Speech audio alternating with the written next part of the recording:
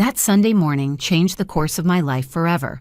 The clock struck exactly 7:35 when my grandson, Tommy, walked into my room, still in his pajamas with messy hair and his big eyes full of worry.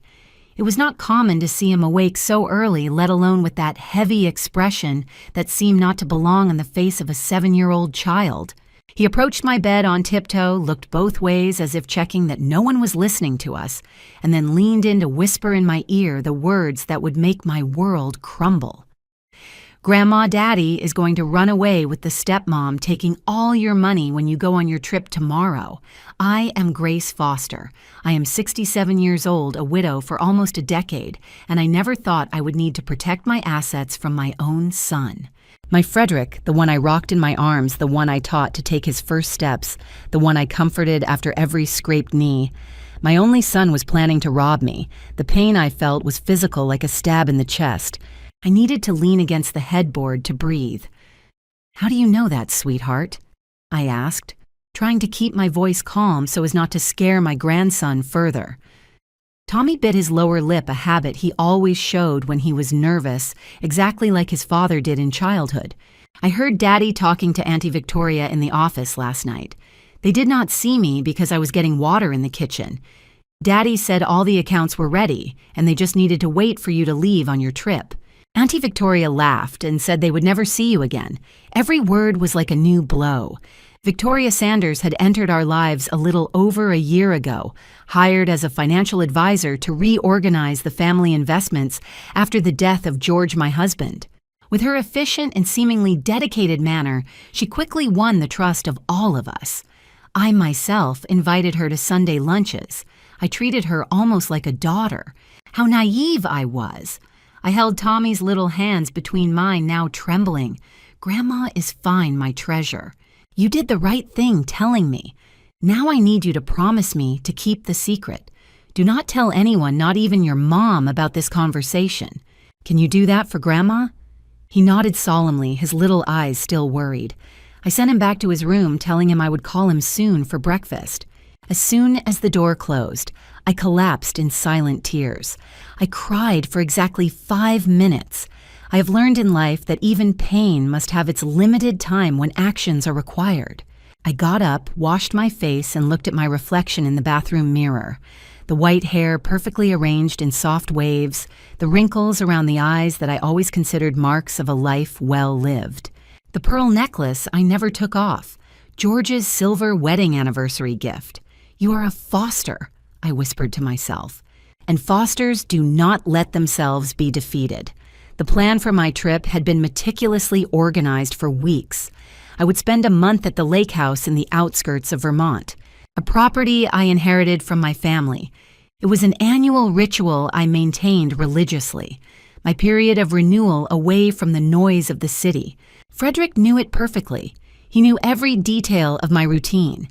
He had access to all bank accounts, powers of attorney documents. As the administrator of the family businesses after his father's death, he had fully assumed the financial reins with my total approval and trust. I picked up the phone and called Martha, my housekeeper and confidant, for 35 years. Before Frederick was even born, Martha was already by my side. If there was anyone I could trust blindly, it was her. "Martha, I need you to come to my room right now. Use the service stairs and do not say anything to anyone." While I waited, I opened the nightstand drawer and took out the card with the number of Nicholas Owens, the family lawyer for decades, and George's best friend. Nicholas was always my safe harbor in legal matters. More than that, he was the only one who knew the true extent of the Foster fortune, including investments and properties that even Frederick did not know existed. My late husband was always cautious. "Grace, never put all your eggs in one basket," he used to say. I mentally thanked his wisdom. Martha entered the room silently, her wrinkled face showing concern upon noticing my expression. "Ma'am, what happened?" I told her everything in great detail, watching her expression go from surprise to horror, and finally to indignation. I always suspected that woman, Mrs. Grace. The way she looked at things in the house, how she asked questions about your jewelry, and Mr. Frederick, so blindly in love, saw none of this. I need to be sure, Martha. I cannot accuse my own son without concrete proof. And what do you plan to do? Are you still going to travel tomorrow? I looked at the suitcase half-packed in the corner of the room, clothes carefully folded, my medications, organized books I planned to read in the quiet afternoons at the lake house, a trip that now represented the perfect opportunity for my son to betray me. No Martha. Officially, I am going to postpone the trip due to health problems, but I want everyone to believe that I will still go, just 2 days late. In the meantime, let us set our own trap. I spent the next few hours on the phone. First with Nicholas, who was as surprised as I was but quickly regained his professional posture and began to draw up a legal plan. Then I called my old colleague from the hospital, Danielle Vance, now a captain specializing in financial crimes. Our friendship of 3 decades guaranteed her discretion and immediate support. When I went down to breakfast, I found the family gathered in the dining room. Lucy, my daughter-in-law, was serving juice to Tommy while they discussed some school matter. Frederick was reading the newspaper, seemingly absorbed in the news, and there was Victoria smiling sweetly at me, asking if I had slept well, if I needed help with the last preparations for the trip. I watched that rehearsed smile closely, the calculating eyes behind the fake concern, and felt a chill. How did I not realize it before? Actually, I replied, keeping my voice steady, I need to speak to you all. I received a call from the doctor last night, and my blood pressure is very unstable. He recommended postponing the trip for 2 days to adjust the medication. The shadow of disappointment that crossed quickly over Frederick and Victoria's faces was all the confirmation I needed. They exchanged a quick look that did not go unnoticed by my eyes, now attentive to every detail. But do not worry, I continued, pouring myself a cup of tea with the tranquility of someone who knows nothing. It is just a precaution. In 2 days, I will be on my way to Vermont, and you will have a whole month of peace without this old woman hovering around here. Frederick forced a laugh. What nonsense, Mom. We will miss you as always. I returned the smile, thinking about how that same smile inherited from his father now masked a betrayal I could never have imagined. While everyone returned to their trivial conversations, I began to formulate in my mind the details of what would be my own counterattack operation. Victoria and Frederick wanted my money. Well, I would give them a lesson on the true value of family and what it means to face a woman who has survived all the storms life has thrown at her. After finishing breakfast, I retired to my room with the excuse of needing rest. In reality, my mind was boiling with thoughts and theories. As I closed the door, I felt an almost physical pain thinking about the possibility that Frederick, my only son, was truly planning to betray me. Was it possible that the boy I raised with so much love could orchestrate something so cruel? I sat in the armchair near the window, the same one where I nursed him so many nights when he was a baby, and allowed the tears to come silently while planning my next move. The discreet sound of a knock on the door interrupted my thoughts. It was Martha with chamomile tea. "You need to keep your strength," she said, placing the tray on the nightstand. "Are you sure you want to go through with this? Maybe it is just a misunderstanding." I wiped my tears with the embroidered handkerchief I always carried in my pocket, a gift from my late husband on our first wedding anniversary. Tommy would not invent something like this, Martha. You know that child, he has a heart pure as spring water. If he said he heard it, it's because he heard. I took a sip of the tea and organized my thoughts. The first step was to gather concrete evidence. I could not act based solely on the account of a child, no matter how much I trusted my grandson. "I need Frederick's cell phone," I murmured. "More to myself than to Martha. Impossible, ma'am. He never leaves that device far from his eyes. And the computers. The laptop he uses to work at home. Always locked in the office when he is not using it. And now it has a password." I frowned. Since when did my son put a password on his work equipment in our own house? That was already suspicious behavior. I remembered that in recent weeks, Frederick had been having phone conversations, always in a low voice, ending them quickly when I approached. At the time, I attributed it to business stress, but now everything took on a new perspective. I picked up my phone and called Nicholas Owens. His secretary answered, but I insisted it was urgent. In less than a minute, I heard his deep and comforting voice. "Grace, I was just thinking about you. Is everything okay? Nicholas, I need you to verify some things for me with absolute discretion."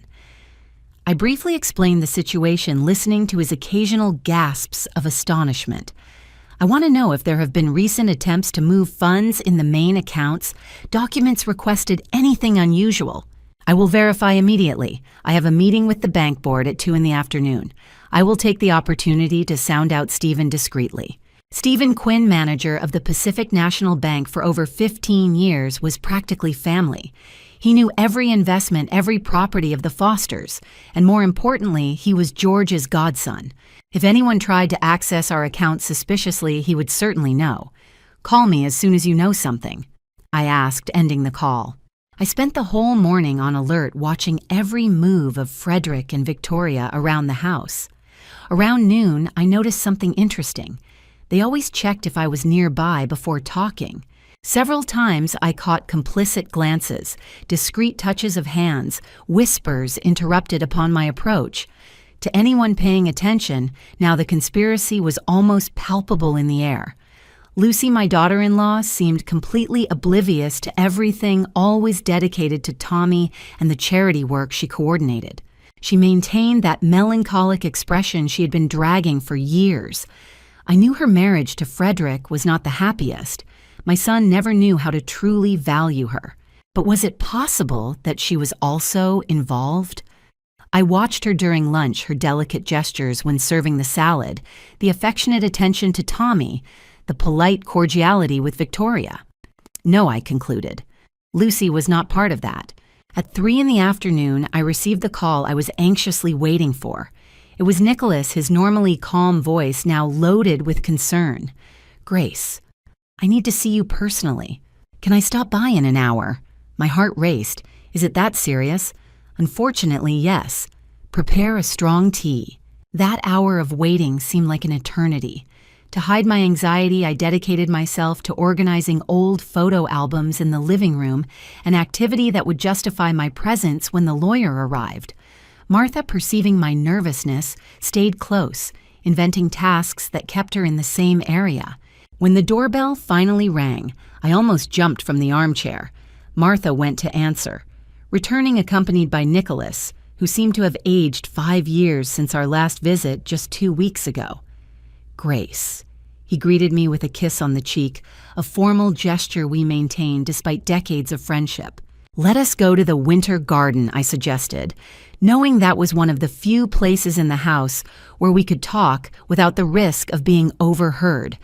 The thick glass walls and the constant ambient music of the fountains guaranteed privacy. Once settled among the ferns and orchids I was so proud of, Nicholas opened his briefcase and took out some documents. Stephen showed me something alarming. He began, his voice almost a whisper, despite being alone. In the last 3 weeks, there were 4 attempts at significant transfers from your main accounts to an offshore account in the Cayman Islands. I felt the blood freeze in my veins. How is that possible?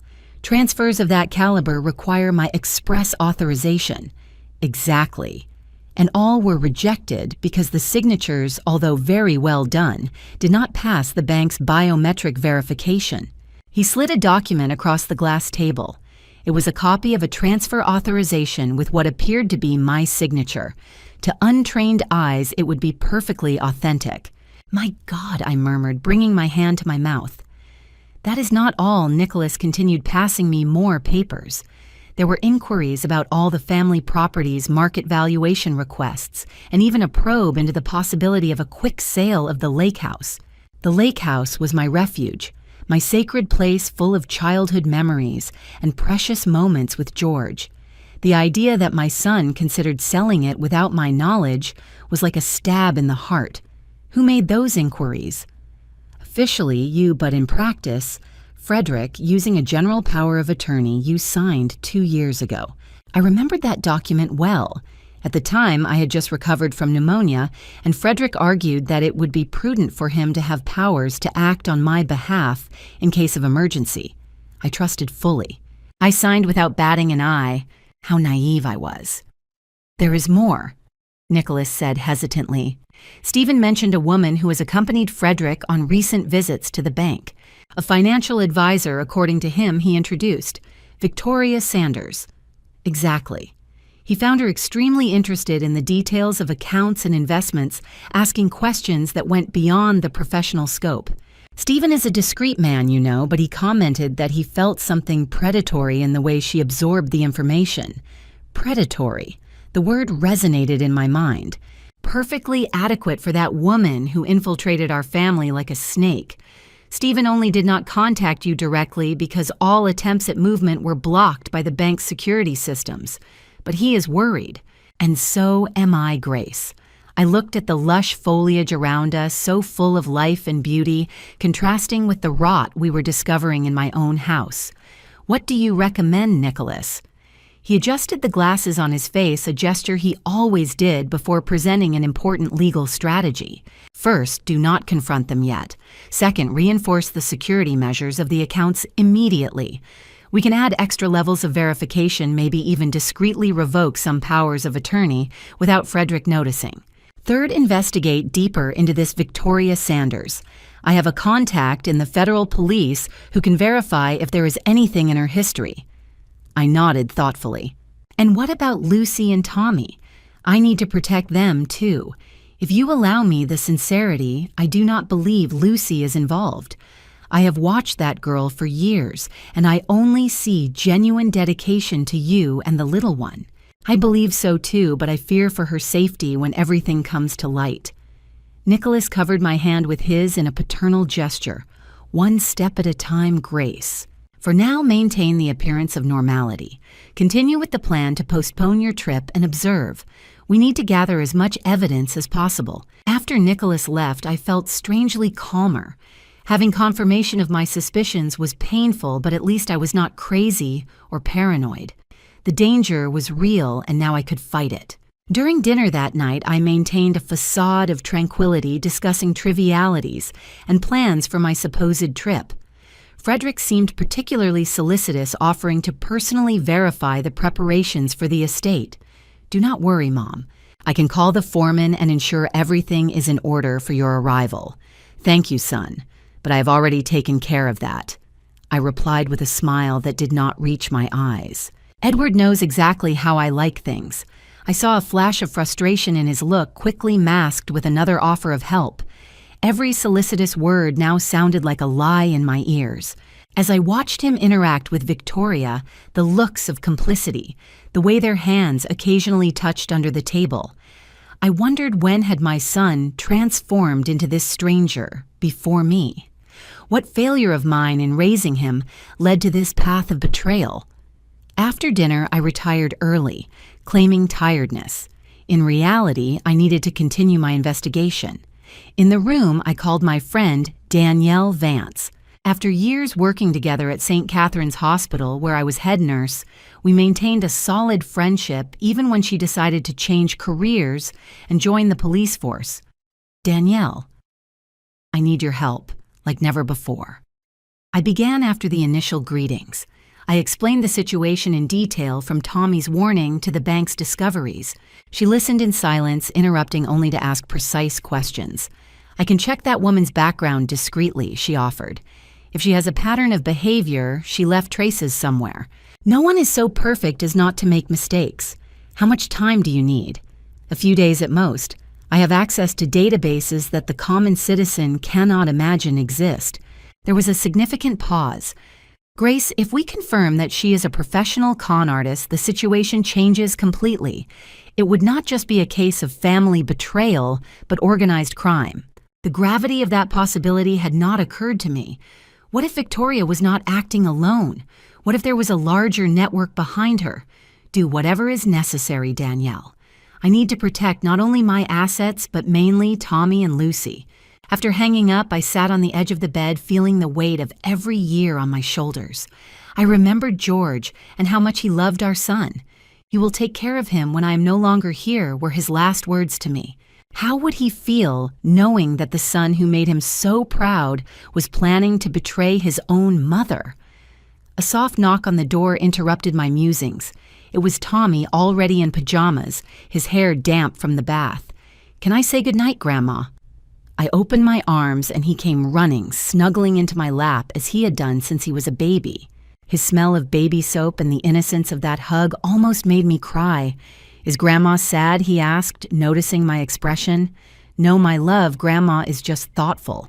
He looked at me with those blue eyes so similar to George's, a wisdom beyond his age, shining in them. "Do not worry, Grandma, everything will be fine." I kissed his forehead, marveling at his intuition. "Yes, everything will be fine. Now go to sleep, it is late for boys your age." After he left, I made a decision. The next day, I would discreetly install security cameras in strategic points of the house. If Frederick and Victoria were conspiring, I would capture their conversations, gather irrefutable proof, not for revenge, but for justice. Not just for me, but for the legacy my husband built with so much effort, and that I had the duty to protect. That night, I slept little. I dreamed of George young and strong as in the early years of marriage, smiling at me while saying, "Remember who you are. Grace Foster, you never bow down to storms." The next morning, I woke up determined. I called a trusted security company, and using the pretext of concern about burglaries in the neighborhood, I hired the installation of a new camera system strategically positioned to cover the office, the living room, and other places where Frederick and Victoria used to talk. The technician arrived discreetly presented to the family as a specialist in electrical maintenance. While supervising the work, I kept an eye on the activities of my son and his accomplice. They seemed restless with my constant presence, exchanging worried looks when they thought I was not watching. By the end of that day, I had not only a sophisticated monitoring system, but also something even more valuable, the growing certainty that I was on the right path. While watching the first recordings on my tablet, protected by the silence of my room, I prepared to face the next step of my investigation, confronting not only my son's betrayal, but also my own mistakes that allowed us to reach this point. The clock struck almost midnight when I received a message from Danielle. "I found something. We need to talk urgently tomorrow."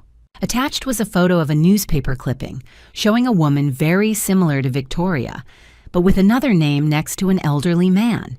The headline read, "Businessman loses fortune at the hands of con artist's secretary." The storm that was approaching was much bigger than I imagined, and the web of lies surrounding my family began to unravel under my fingers, trembling but determined. I woke up with the weight of that photo still in my mind. I could barely sleep after seeing the image Danielle had sent. The resemblance between that woman in the newspaper and Victoria was unmistakable. The same almond eyes, the calculating smile, only the hair different, darker and shorter in the photo. I got ready quickly, determined to meet Danielle as soon as possible. During breakfast, I announced that I needed to resolve some pending matters before the trip and would spend the day out. Frederick looked up from his cell phone, visibly interested. "Matters at the bank. Mom. No, son. I'm going to the hairdresser and then to lunch with old colleagues from the hospital." I lied with a naturalness that surprised me.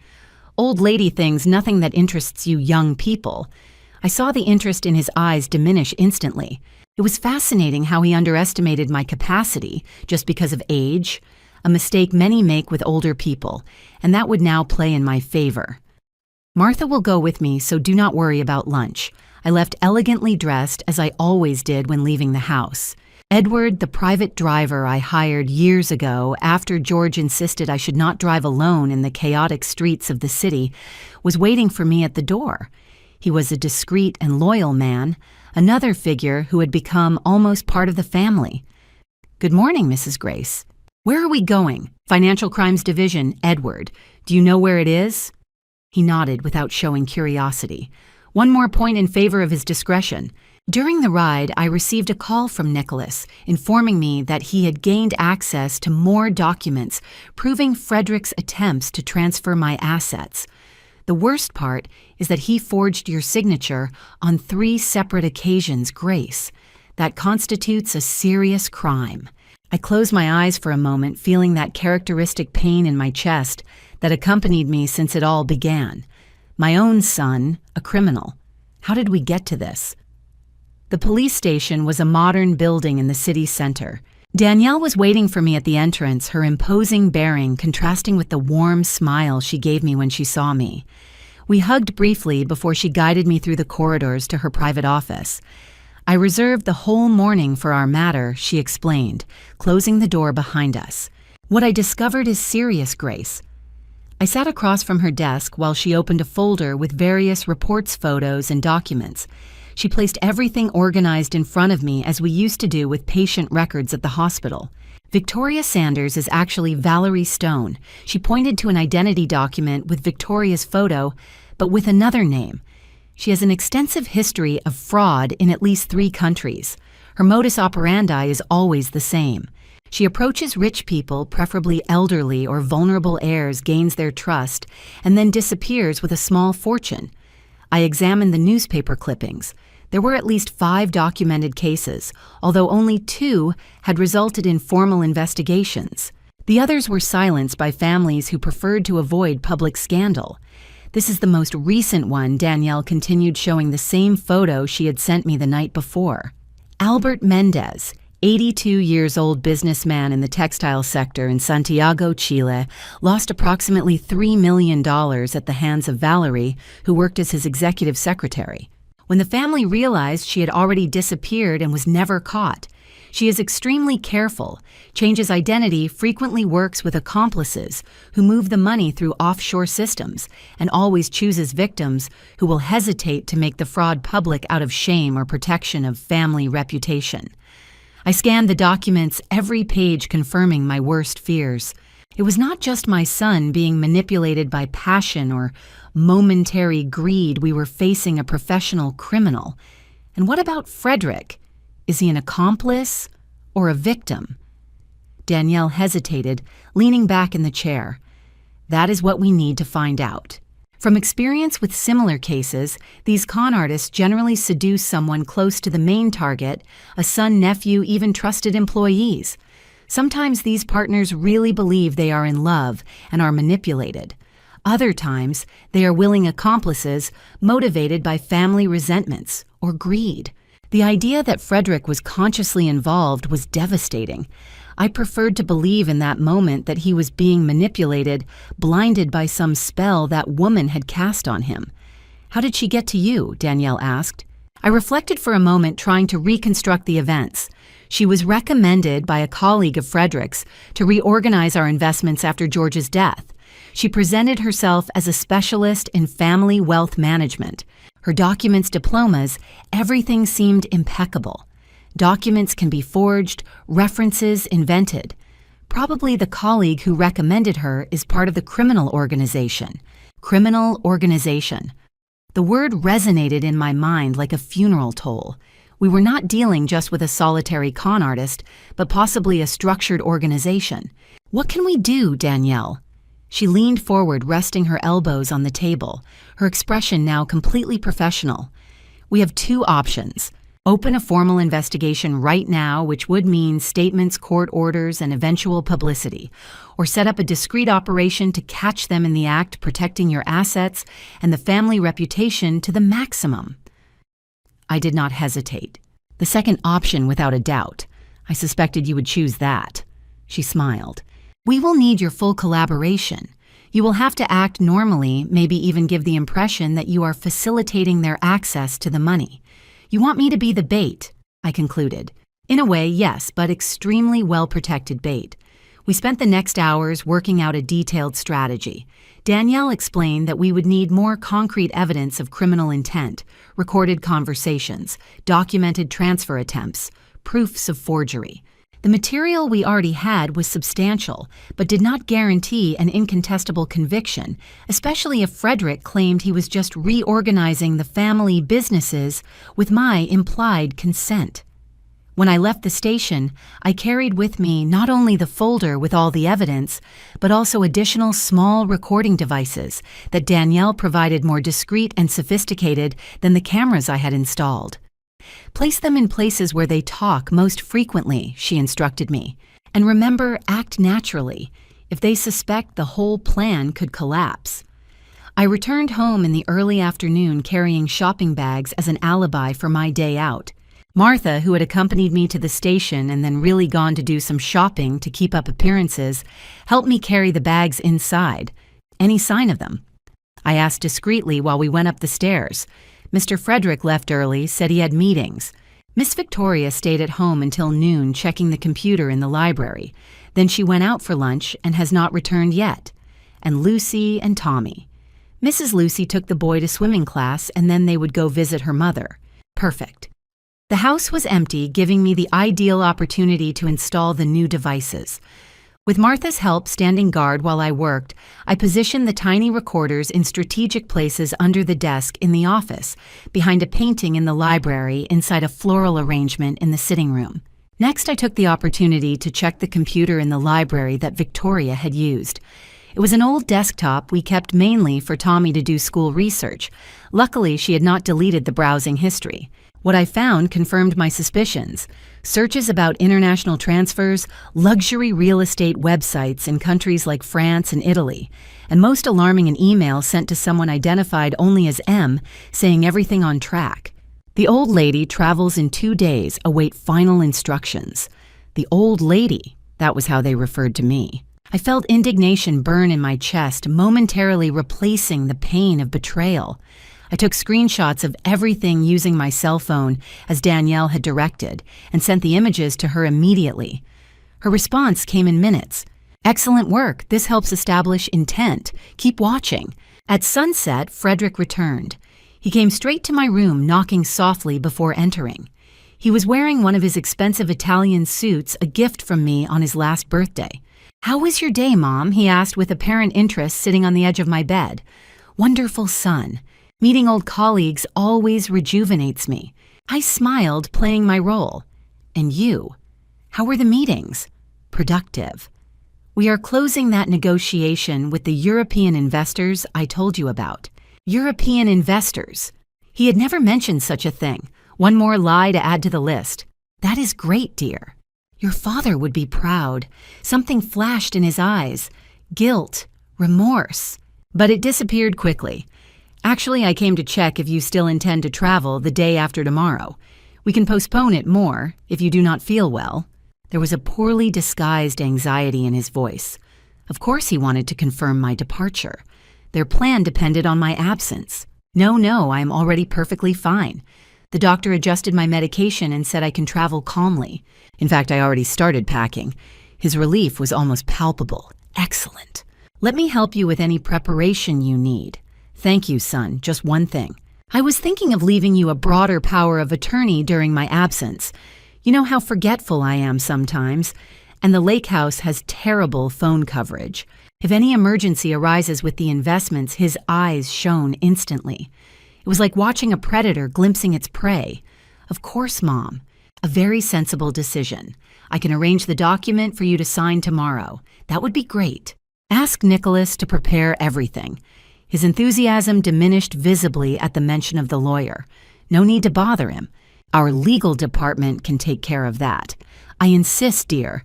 Nicholas has handled these matters since your father was alive. He knows exactly how to draft these documents." Frederick forced a smile. "As you wish, Mom. I will call him tomorrow." After he left, I took a deep breath to calm my racing heart. It was agonizing to maintain this facade, pretending everything was fine while he lied to me blatantly, but I needed to continue. For the sake of the investigation, I reviewed the camera footage on the tablet watching as Victoria had returned and immediately sought out Frederick. They talked briefly in the kitchen where she seemed agitated, gesturing emphatically. The audio was not perfect, but I managed to catch fragments. "We cannot wait any longer. Transfer to the Caymans first then. Lawyers suspect something." I sent these recordings to Danielle too, who responded quickly. "They are accelerating the plan. We need to act soon." That night during dinner, I maintained my performance of a carefree old woman, commenting animatedly about my plans for the stay at the lake house, the readings, I would do the walks I planned. Victoria, now that I knew who she really was, seemed so transparent in her manipulations, the forced smiles, the questions about my itineraries. the subtle suggestions for me to rest completely without worrying about financial matters. Lucy, in contrast, seemed genuinely saddened by my imminent departure. "I will miss you, Mrs. Grace," she said with that soft voice that always reminded me of a shy girl despite her 39 years. "Tommy, too. The house is different without you." I covered her hand with mine. "I will miss you too, dear." But a month flies by. If she knew what was about to happen, I had a moment of doubt. Should I alert her? Prepare her in some way? But Danielle had been emphatic. The fewer people knew about the plan, the better. Surprise was our main ally. After dinner, Frederick announced he would go out to resolve some matters. Victoria almost immediately said she also needed to go out to meet a friend. The coincidence was so obvious, I almost laughed. Instead, I wished them good night and retired to my room. 20 minutes later, I received a message from Edward, whom I had instructed to follow them discreetly. Both in the same car, heading south, stopped at the Grandview Hotel. The Grandview Hotel, one of the most luxurious in the city, known for its discretion with guests who preferred privacy, probably discussing the final details of the fraud. I called Danielle and reported the day's events. She listened attentively before saying, "The time has come to set the final trap. Tomorrow.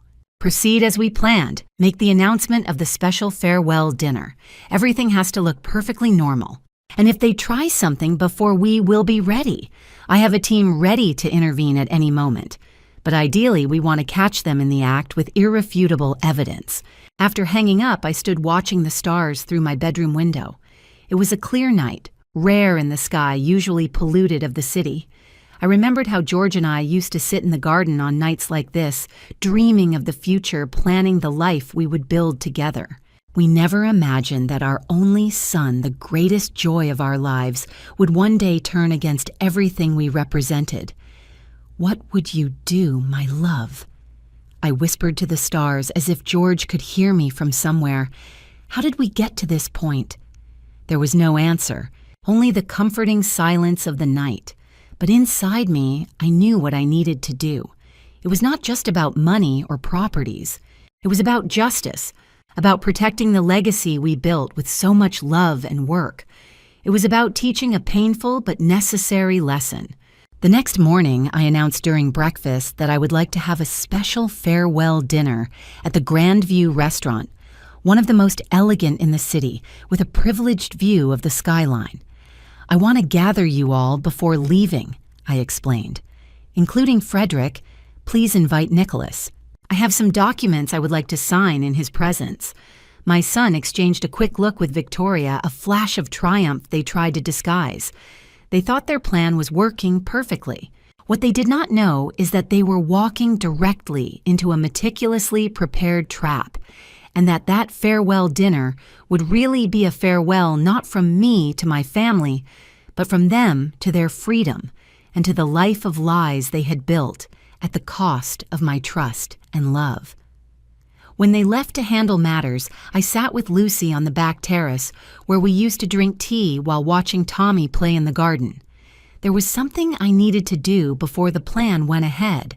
"Lucy, dear, can I ask you a personal question?" She seemed surprised but nodded gently. "Of course, Mrs. Grace. Are you happy? In your marriage, I mean." Her eyes lowered, fixing on the teacup. The prolonged silence was answer enough. "You do not need to answer, child. I always observe more than you imagine." A solitary tear rolled down her face, which she quickly wiped away. "I try for Tommy. He deserves a complete family." I took her hands between mine. "And you deserve to be happy, my dear. Remember that in the coming days. Whatever happens, know that you and Tommy will always have a home with me." She looked at me confused, but I made no further comments. Instead, I changed the subject, asking about Tommy's swimming lessons. I could not reveal more, but I felt I needed to prepare her, even if subtly, for the storm that was coming. In the afternoon, I received a visit from Nicholas, who brought the special documents we had prepared. Not the broad power of attorney Frederick expected, but a series of additional legal protections for my assets, and more importantly, a new will that would guarantee Tommy and Lucy would be protected regardless of what happened to Frederick. Everything is ready for tomorrow, confirmed Nicholas. Stephen will be at the bank at night as we agreed. Danielle will position her team strategically. When they try to access the accounts, they will be caught red-handed, I completed. He adjusted his glasses, a nervous gesture he rarely showed. Grace, are you still sure about this? It is your son. We could resolve everything discreetly without involving the police. I looked long out the window, watching the clouds forming on the horizon. A storm approaching both literally and figuratively. If it were just for money, Nicholas, I could forgive, but it is for betrayal lies manipulation. It is for a woman who specializes in destroying families. I cannot allow this to continue. He nodded, respecting my decision. When he left me with the signed documents and a comforting hug, the kind of gesture only decades of friendship allow. Night came quickly, bringing with it the weight of anticipation. Tomorrow, everything would be revealed. Tomorrow, we would face the truth, however painful it was. I went to Tommy's room to say goodnight, as I always did when I was home. He was sitting on his bed, leafing through an adventure book, his little face concentrated on the story. Time to sleep, little one, I announced from the door. He smiled when he saw me, that innocent smile that always melted my heart. Grandma, are you really going on a trip? Yes, treasure. But before that, we will have a special dinner tomorrow. Remember? He nodded, but there was a shadow of worry in his look. Can I tell you a secret, Grandma? I sat next to him on the bed. Of course you can. All secrets are safe with me. Yesterday, I heard Daddy talking on the phone. He said they were going to disappear with Grandma's money. His eyes filled with tears. What does that mean, Grandma? Why does Daddy want to disappear with your money? I hugged him tightly, feeling his small body tremble against mine. Even in the midst of the pain of betrayal, there was a final confirmation through the innocence of a child that we were on the right path. Do not worry about that, my love. Grandma will take care of everything. Just remember that whatever happens, Grandma will always be here for you and for your mother.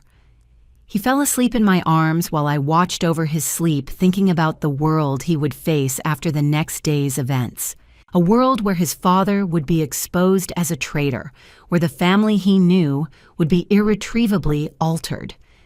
I will protect you, I promised silently, whatever the cost.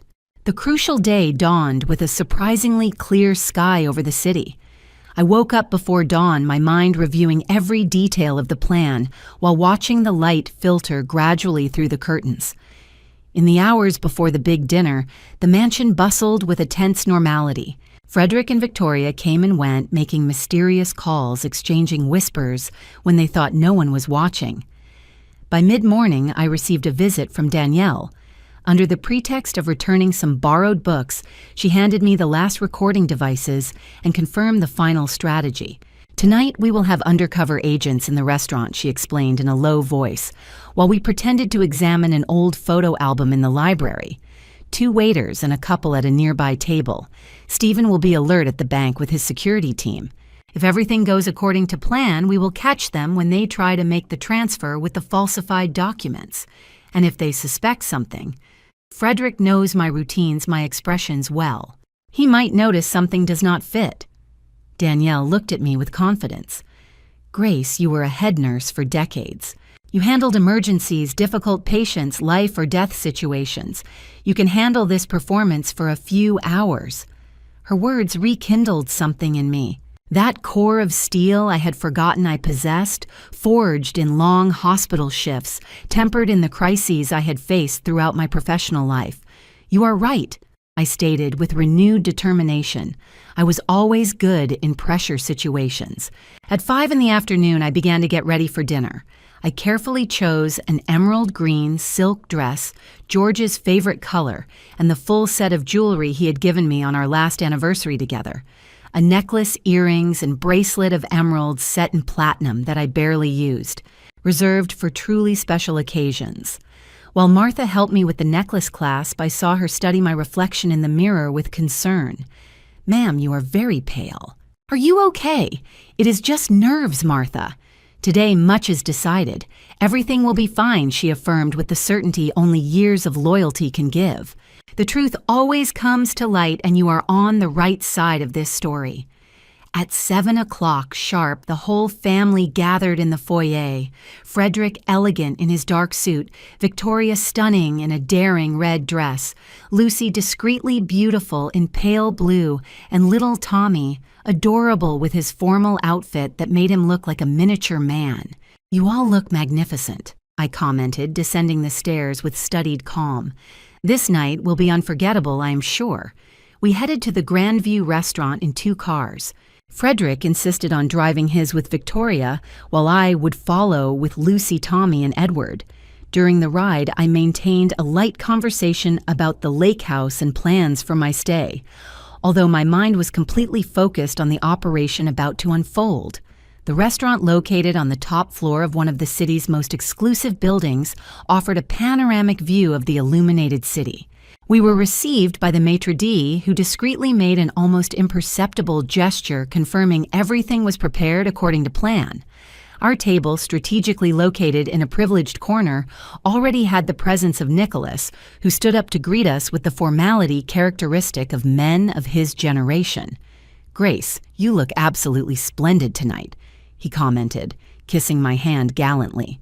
"The occasion deserves it," I replied with a smile. As we settled in, I discreetly identified the undercover agents, an overly attentive waiter, a young couple at the adjacent table, pretending to be absorbed in a romantic conversation, and the restaurant manager himself, who had been informed of the essential aspects of the operation. The first part of the dinner passed with studied normality. Trivial conversations about the weather, the latest news, family anecdotes we had all heard 1,000 times. I watched Frederick discreetly check his watch every few minutes, his anxiety barely contained under a facade of normality. After the main course, it was time to execute the first phase of the plan. I signaled the waiter, who brought a bottle of champagne. "I would like to propose a toast," I announced, raising my glass to the Foster family and the values we represent: integrity, loyalty, and unconditional love.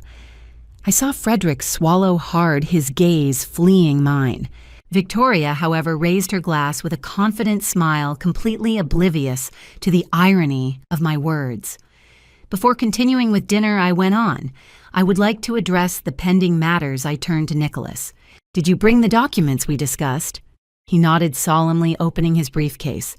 "Everything as requested, Grace." It was at that moment I executed the rehearsed move. I brought my hand to my chest, letting out a small groan of pain. Everyone at the table started. "Mom, what is wrong?" Frederick asked, genuinely alarmed. "No, it is nothing," I replied with a weak voice, closing my eyes momentarily. "Just a twinge. It is passing." "Do you need a doctor?" Ma'am asked Lucy, already half standing. "No, dear, it is just—" Another groan, this time more pronounced. Maybe it is better to go to the hospital just to check." My heart history. Panic settled at the table. Exactly as planned, Lucy immediately offered to accompany me along with Tommy. Nicholas also offered to go. No, I intervened, following the script.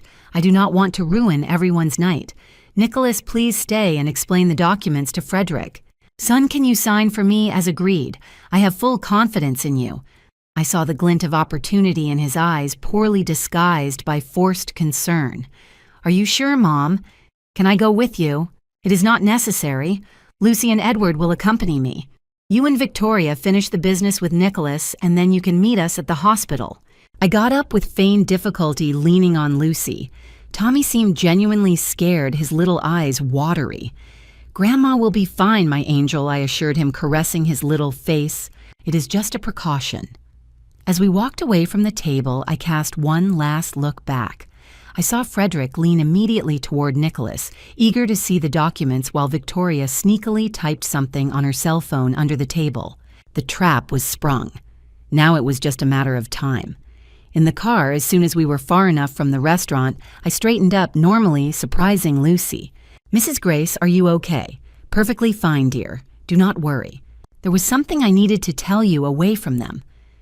During the ride, I briefly explained the situation.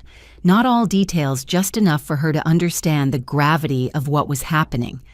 I saw the shock, disbelief, and finally pain on her face as she understood her husband's betrayal. "I suspected an affair," she confessed with a broken voice. "But this is much worse than I imagined. I'm so sorry, Lucy, more than I can express." She wiped a tear, taking a deep breath to compose herself in front of Tommy, who watched the scene with attentive eyes.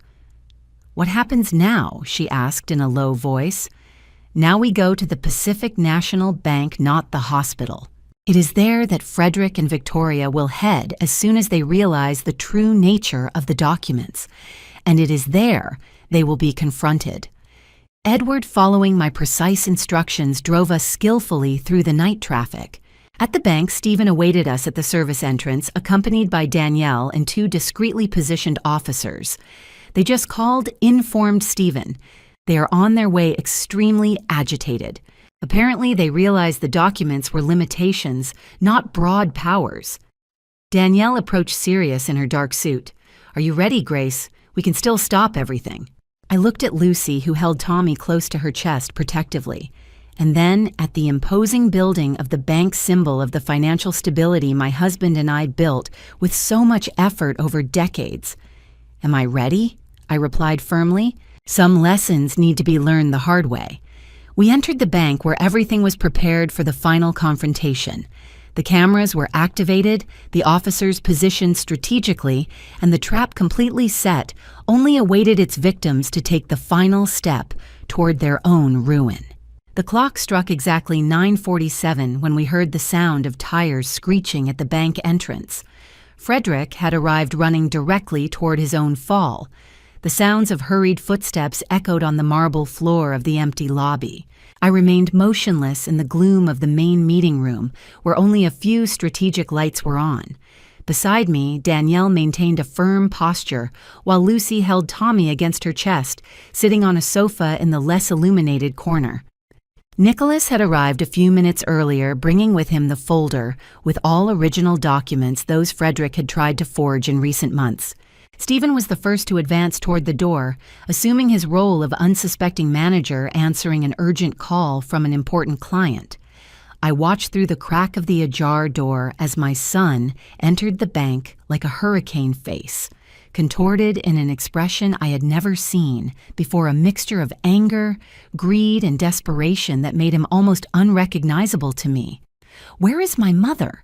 he demanded, his voice echoing in the empty space.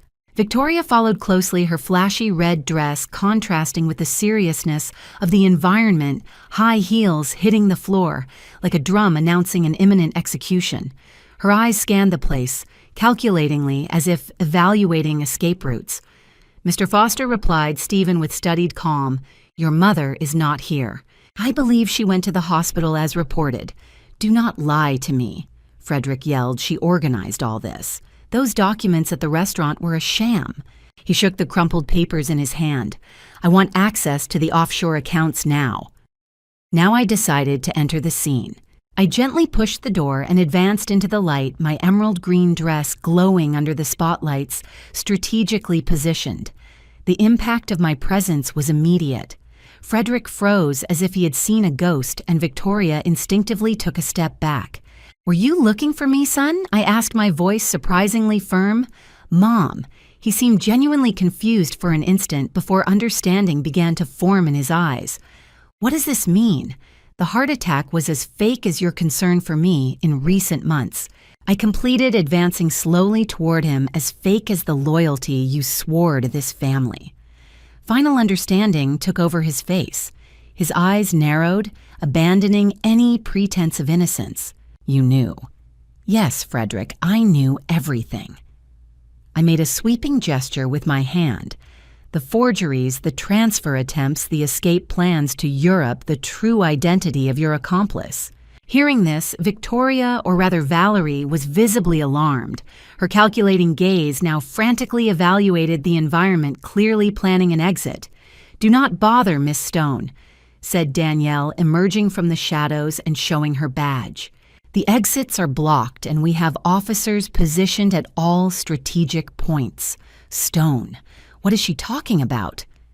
Frederick turned to his lover, confusion stamped on his face. I saw the exact moment Victoria's mask fell completely. Her look toward Frederick went from accomplice to something cold and calculating. "That does not matter now," said Valerie dryly, taking a small electronic device from her purse. "What matters is we need access to those accounts immediately." "It will not work," intervened Stephen, resuming his role as bank manager. "All accesses have been temporarily blocked due to suspicion of fraud. We have a strict protocol for these situations." Panic began to settle on her face. It was then that Danielle signaled, and 2 officers emerged from their posts, approaching the couple slowly. Frederick Foster and Valerie Stone announced Danielle formally, "You are under arrest for attempted fraud, forgery of documents, and formation of a criminal gang for swindling." "This is ridiculous. You say what?" Frederick protested, his face now red with fury. "It is a misunderstanding. Mom, tell them I am your son."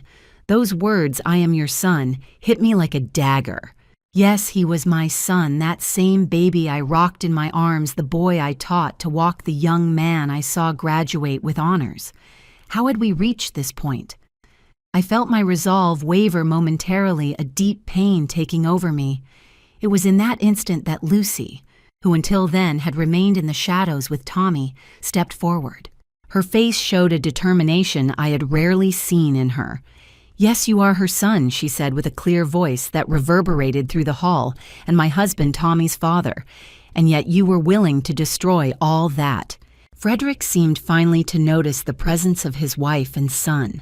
The color left his face when his eyes met Tommy's, who watched him with an expression of confusion and fear that tore my grandmother's heart. "Tommy." His voice was almost a whisper. I did not. But any explanation he tried to give was interrupted by Valerie, who suddenly pushed one of the officers and tried to run toward the exit. She was stopped quickly, screaming accusations against Frederick. It was his idea. He sought me out. He planned everything. I am just a financial consultant. He seduced me to participate in the scheme. The final betrayal. One con artist betraying the other. I saw my son's face deform with shock upon realizing that even the love he thought he found was nothing more than a sham, a manipulation to access our fortune. "That is not true," he protested desperately now, looking at me. "Mom, you cannot believe that. She sought me out. She planned all this." I approached him slowly, feeling the weight of every step. When I was close enough to see the sweat now running down his forehead, I spoke low, just for him to hear. "The question, Frederick, is not who started what. The question is that you, my only son, were willing to betray me. Abandon your wife and son, destroy the legacy built by your father with so much sacrifice." He lowered his eyes, unable to hold my gaze. For a brief moment I glimpsed the boy he once was, vulnerable, regretful, after some childish mischief. "What is going to happen to me?" he finally asked, his voice reduced to a whisper. Before I could answer, Danielle intervened. "Mr. Foster, you and Miss Stone will be taken to the station to give a formal statement. The charges are serious and can result in prison time." Prison? The panic in his voice was palpable. "Mom, you would not allow that. You cannot let them take me to jail." I felt the weight of that decision on my shoulders. A part of me, the mother who had always protected him, wanted to intervene, use my influence to minimize the consequences. But another part, the woman who honored the principles and values George and I always defended, knew that some lessons need to be learned the hard way. "There are consequences for our choices, Frederick," I finally replied. "I always taught you that." As the officers led them out, Valerie continued shouting accusations, trying to negotiate her freedom in exchange for information on other scams. Frederick, on the other hand, walked in absolute silence, his shoulders slumped in defeat. When the door closed behind them, I felt my legs give way. Nicholas quickly pulled up a chair for me to sit. Lucy approached, still holding Tommy, who was now crying silently. "Can I talk to him?" asked the boy between sobs, pointing to the door where his father had left. My heart broke. "Not now, my angel. Daddy needs to resolve some things first. He did something very bad, right? The insight of a child never ceases to surprise me." "Yes, dear. He made serious mistakes." I extended my arms, and he came to my lap, his little body still trembling with emotion. But that does not mean he does not love you. Good people sometimes make very bad decisions. Lucy sat next to me, face pale, but composed. What will happen now, Mrs. Grace, was the question floating in the air. What would come after this earthquake that had shaken the foundations of our family? I looked at Danielle talking quietly with the other officers, at Stephen starting to organize the scattered documents, at Nicholas waiting patiently for my next decision. Now, dear, we rebuild one step at a time. The following hours were a haze of bureaucratic procedures, formal statements, signatures on official documents. Danielle explained that Frederick and Valerie would be kept in custody at least during the initial investigation. The evidence was overwhelming, the recordings forged, documents, transfer attempts, incriminating emails. How long can he stay in prison, I asked, when we were finally alone well past midnight, considering the charges and being a first-time offender? Probably between 2 and 5 years, depending on how the prosecution handles the case. She hesitated before continuing. In her case, the situation is more serious. There are records of previous crimes, although with other identities. We are talking about a significantly longer sentence. I nodded in understanding, feeling a deep tiredness settle in my bones. It had been an endless day, emotionally exhausting beyond what I imagined being able to endure. Nicholas approached with a cup of tea. You were extraordinarily strong today, Grace. I do not feel strong, Nicholas. I feel devastated. He nodded understandingly. It is natural, no matter how justified your actions were. We are talking about your son. I took a sip of the tea, letting the comforting warmth go down my throat. What do you think? Did I do the right thing? He reflected for a moment before answering. I think so. If you had covered up the crime, you would only be allowing him to sink further. Sometimes true love means allowing someone to face the consequences of their actions. Around 2 in the morning, we were finally released to return home. Lucy had taken Tommy earlier. The boy was exhausted and confused to stay at the station. Edward, always faithful, waited patiently to take us back to the mansion. During the ride, I watched the city lights passing by the car window. Some residences still lit even at that late-hour life, following its normal course, while mine had been completely turned upside down. Upon arriving, I found Martha waiting anxiously at the door despite the hour. Her wrinkled face showed genuine concern. Is everything okay, ma'am? I heard on the news. News I had not considered the case might have leaked to the press so quickly. Yes. A reporter called an hour ago wanting to confirm Mr. Frederick's arrest. I said nothing, of course. I sighed deeply. Of course, there would be media repercussions. The Fosters were a traditional family with businesses in various sectors. The arrest of the heir for attempting to defraud his own mother would be a full plate for the tabloids. Where are Lucy and Tommy? Mrs. Lucy is in the boy's room. He had trouble sleeping, so she stayed by his side. I thanked Martha and slowly climbed the stairs, each step seeming to weigh tons. I stopped at the door of Tommy's room ajar enough so I could see Lucy sitting on the edge of the bed, gently stroking the hair of the child who was finally sleeping. She looked up upon perceiving my presence and signaled for us to talk in the hallway. How is he? I asked in a low voice as soon as she closed the room door. Confused, scared, asked 1,000 questions about his father that I did not know how to answer. She sighed, running her hand through her messy hair, how to explain to a child that his own father was willing to abandon him. The pain in her voice was palpable, and my heart shrank for her so young, still facing a storm she had not created. We do not need to explain everything now, I replied gently. Some truths can wait until he is more prepared to understand them.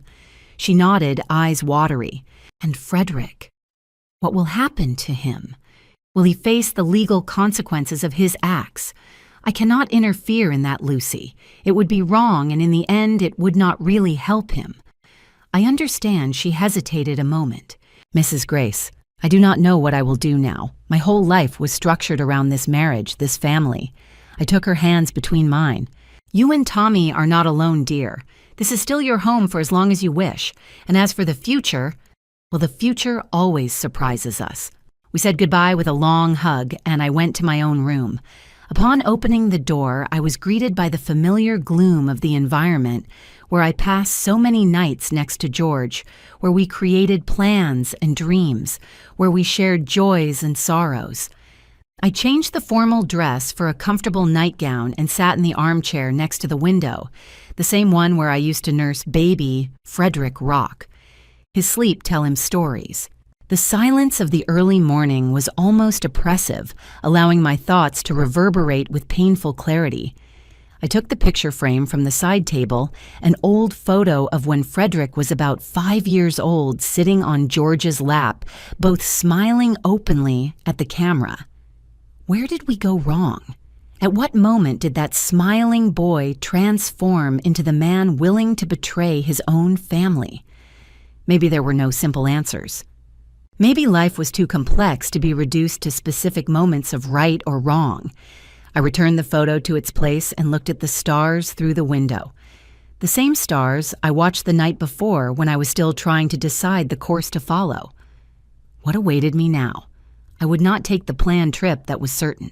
I could not abandon Lucy and Tommy in this critical moment, and there were still legal aspects to resolve, family businesses to manage, the press to deal with. But beyond practical questions was the emotional journey that was just beginning. The grief for a relationship that had shattered, the guilt that would inevitably assault me in moments of weakness, the uncertainty about how to rebuild from the rubble. I closed my eyes, allowing a single tear to roll down my cheek. It was not a tear only of sadness, but also of relief, the relief of someone who has finally confronted a painful truth, however devastating it was. We did the right thing, George. I murmured to the silence of the room as if my husband could hear me from somewhere distant. It was not easy, but it was the right thing. The wall clock struck 3:15 in the morning when I finally lay down. Sleep came surprisingly fast, the body demanding rest after the emotional exhaustion of the day. My last conscious thought was the image of Tommy sleeping innocently while the adult world around him crumbled and rebuilt. Tomorrow would be a new day, a day to start rebuilding, to protect what really mattered, to honor the values for which I lived all my life. A day to be strong, not only for me, but for Tommy and Lucy, the true innocent victims of this family tragedy. And as for Frederick, maybe time in prison would give him the opportunity for reflection he would never have found in Europe, spending stolen money next to a woman who never truly loved him. Maybe someday we could also rebuild that relationship, not in the same way, but something new forged in the flames of this painful experience. 6 months later, when the leaves began to fall in the gardens of the Foster mansion, I received news that would change the course of our family history again. I was reviewing some documents in the office that once belonged to George and that I had now transformed into my operations center to run the family businesses when Nicholas entered with an expression I could not decipher. "Grace, I found something while organizing George's old files," he said, placing a yellowish folder on the desk that I had never seen. "I think you should see it. What I discovered in those papers left me breathless. They were documents of regular transfers to an account in another state, made by my late husband for over 20 years. Attached were photographs and letters revealing an unthinkable truth. George had kept a second family in secret with 3 children, who now lived in precarious conditions after his death. How? Why did I not know about this before I murmured, my hands trembling, holding the evidence of a parallel life my husband had hidden so meticulously? "George was extremely careful," explained Nicholas softly. "But the most surprising thing is this." He handed me a letter dated 2 years ago addressed to Frederick. The letter revealed that my son had discovered the truth about this second family shortly after his father's death. George had entrusted Frederick with the existence of his half-siblings, asking him to watch over them if something happened to him. But instead of speaking to me openly, Frederick had tried to handle the situation on his own, discreetly channeling funds to them. When he met Valerie or Victoria and she discovered this secret, she saw an opportunity. She convinced him that the only way to do justice was to take full control of the family assets. What started as a clumsy attempt to help his half-siblings turned under Valerie's manipulative influence into a criminal plan to appropriate the entire fortune. This revelation hit me like a tsunami. Not only had I been betrayed by my son, but also by my husband for decades. And yet Frederick, in his distorted way, had initially tried to keep a promise to his father before falling into the trap of greed and manipulation. The next day, I visited Frederick in prison. It was a tense encounter, but necessary. I showed him the documents confirming I knew the whole truth. "Why didn't you come to me directly?" I asked him, the pain evident in my voice. "Why did you choose the path of betrayal instead of the truth?" "I was afraid of destroying you," replied the broken voice. "Dad was your idol, the love of your life. Discovering he had deceived you for decades, I didn't want to be the one to shatter that image. And then when I met Victoria, she made me see everything differently. She convinced me we deserved more, that those other children deserved their share. At first I just wanted to help them, but everything got twisted. It did not justify his actions, but at least now I understood the origin of it all. The betrayal had deeper and more complex roots than I ever imagined. In the following months, I made a decision that surprised everyone, even myself. I contacted George's other family, invited them to the city, and met them in person. I saw in those 3 young people the same eyes of my husband, the same gestures I loved so much.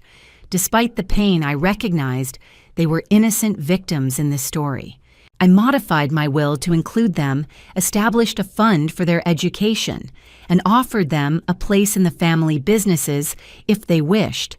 Not out of obligation, but because I understood that George's mistakes should not condemn these people to a life of lack and resentment. Frederick from prison watched my actions with a mixture of astonishment and regret. "You have more strength and generosity than I will ever have," he wrote me in a letter. As for Tommy, my sweet grandson demonstrated a capacity for acceptance only children possess. When he met his uncles and cousins whom he never knew he had, he welcomed them with curiosity and openness, oblivious to the complicated adult emotions surrounding that meeting. Today, 2 years after that whisper from Tommy that changed our lives, I look back and reflect on the extraordinary journey our family reconstruction has been. That Sunday morning, when my 7-year-old grandson entered my room to reveal his father's plans, I never imagined the emotional earthquake that was coming, nor the surprising revelations that would forever change our understanding of what it means to be family. Frederick's betrayal taught me that even those we love most can disappoint us deeply. Discovering that my only son, together with his lover Valerie Stone, who called herself Victoria Sanders, planned to rob me while I was traveling to my lake house, was a devastating blow. The meticulous investigation I conducted with the help of Martha, my faithful housekeeper Nicholas, the family lawyer Danielle, my detective friend, and Edward, my loyal driver, revealed an even more sinister plot than I could have imagined. The moment of confrontation at the Pacific National Bank will be etched in my memory forever.